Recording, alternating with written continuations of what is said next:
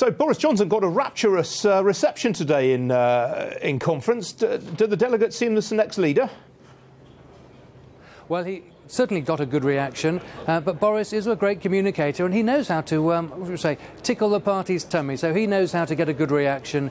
People like his sense of optimism, but this hasn't really been about leadership. That's just settled. He said said throughout that he is supporting the Prime Minister. This is about, I think, the conference changing as it's progressed. I think the first couple of days have been a little bit introspective, actually looking at the nature of what the challenges we have to face are. But we've been looking now a bit more positive, a bit more outward looking. So it's been a very good day, I think, at the conference.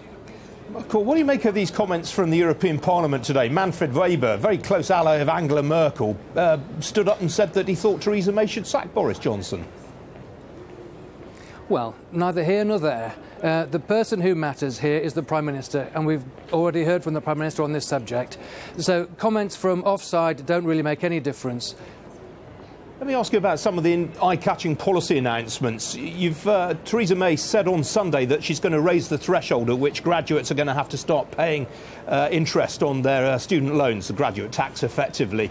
The Institute for Fiscal Studies has put the cost of that today at £2.3 billion. That's a huge giveaway. Where are you going to get the money from?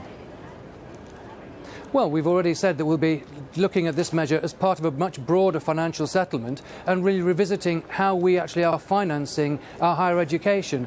But there is a clear requirement, I think, to respond to a sense of generational unfairness in the UK. And part of that is to do with the cost of education, and part of that, I think, is to do with housing. That sense, I think, emerged during the general election. So we have to tackle, I think, the way that we will be financing this, but don't think of this as the end of the deal. Think of this as something that we are doing, freezing the cost of tuition while we put in place this longer-term review. Well, one of the biggest causes of intergenerational unfairness is all these debts that are being racked up. I haven't heard a single mention of the deficits in this conference. We're going to borrow £56 billion this year. Why aren't we talking more about getting the deficit down? Well, in the Treasury team, we are doing that all the time. We still have, of course, our long-term ambition here, which is to get our books balanced. That has been our great financial challenge for our country, really, ever since we took over in 2010. And yes, it is a big deal. You know, the national debt is now over £1.7 trillion. And that means that it's effectively about £65,000 per household. So that ambition has not gone away at all. That's why we're keeping a grip on our public finances. And it is, again, about generational fairness, because if we don't tackle the debt, we're basically saying to the next generation, you can pay for your services and you can also pay for ours.